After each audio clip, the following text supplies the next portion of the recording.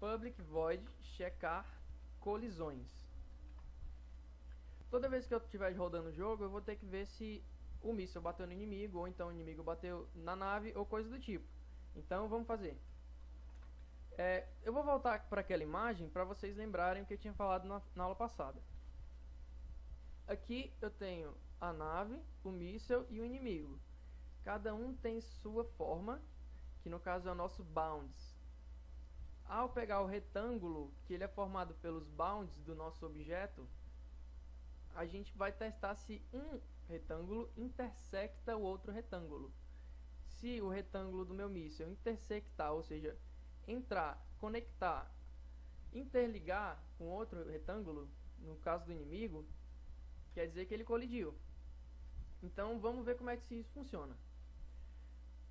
Vindo aqui na nave, só para mostrar como funciona aqui o método getBounds, a gente vê que ele retorna um objeto do tipo retângulo.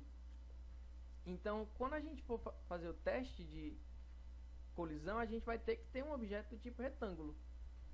E como cada um tem um retângulo específico, eu vou criar o seguinte: rectangle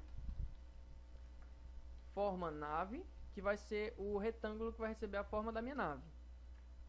Aí eu vou criar rectangle forma inimigo e forma míssil. Aqui o primeiro retângulo, que no caso da nave, vai ser sempre aquele objeto, ou seja, a nave é uma só. Então eu já vou instanciar, que é o que? Recebendo nave.getBounds. Sendo que a forma do inimigo e a forma do míssil eu não posso fazer aqui, porque existem diversos mísseis e existem diversos inimigos. Então a primeira coisa que eu vou fazer é a seguinte: eu vou criar um for e eu vou testar as colisões da nave com os inimigos, para caso a nave seja atacada e morra. Então vai ser o seguinte: int i igual a 0, i menor que inimigos.size e mais. Aqui dentro eu vou receber um inimigo, porque eu vou estar iterando sobre a minha lista. Então toda hora eu vou estar recebendo um novo inimigo. Então eu vou fazer o seguinte: inimigo temp inimigo, para dizer que isso aqui é um objeto temporário, que ele vai sempre receber objetos diferentes. Vai ser o nosso ArrayList inimigos.get, e ele vai receber o valor do índice, porque assim a gente vai poder receber todos os elementos daquela lista. Agora, só depois de ter conseguido cada elemento da lista, que eu vou dizer o seguinte: forma inimigo recebe temp inimigo.getBounds. Agora sim eu posso fazer meus testes. Com isso eu vou fazer o teste seguinte: if forma nave ponto. Aí, como eu tinha dito para vocês, eu vou ver se o retângulo intersecta outro retângulo, e existe um método exatamente, intersects, que recebe um objeto do tipo retângulo. No caso eu vou testar se a forma da nave intersectar a forma do inimigo, quer dizer que ele morreu. E o que é que vai acontecer?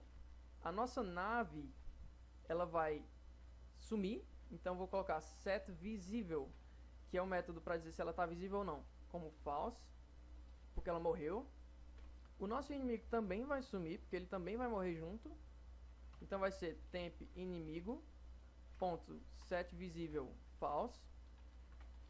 E como a gente está tratando o jogo como se fosse só de uma vida, o jogo vai terminar. Então em jogo igual false. Certo? Ok. Depois que eu fizer todos esses testes, se a nave intersectou cada retângulo de cada alienígena, de cada inimigo, eu vou fazer mais um teste, que agora é com míssil. O míssil vai ser uma coisa mais complicada de entender, mas a gente vê. A gente vai criar aqui uma lista que vai receber os elementos da nave, que no caso são os mísseis. Então vamos colocar aqui list de mísseis, que vai receber a nave.getMissiles, como a gente tinha feito nas aulas passadas. Beleza. Com isso, agora eu vou ter que fazer o seguinte: eu vou testar um míssil com todos os inimigos. Eu vou testar outro míssil com todos os inimigos. Ou seja, se eu tivesse 10 mísseis e 30 inimigos, eu ia ter que testar cada um míssil para 30 inimigos. Eu ia ter que fazer sempre muitos testes para poder conseguir ver se vai funcionar para cada inimigo. Então eu vou fazer um for, vou colocar aqui int i igual a 0 e menor que mísseis ponto size e mais.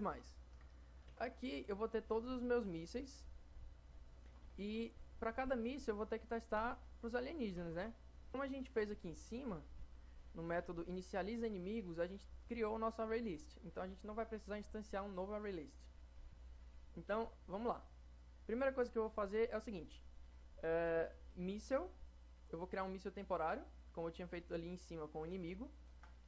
Temp míssil igual mísseis.get índice i. E como eu já tenho o meu míssil, eu posso receber a forma dele. Então é forma míssil recebe temp míssil ponto get bounds.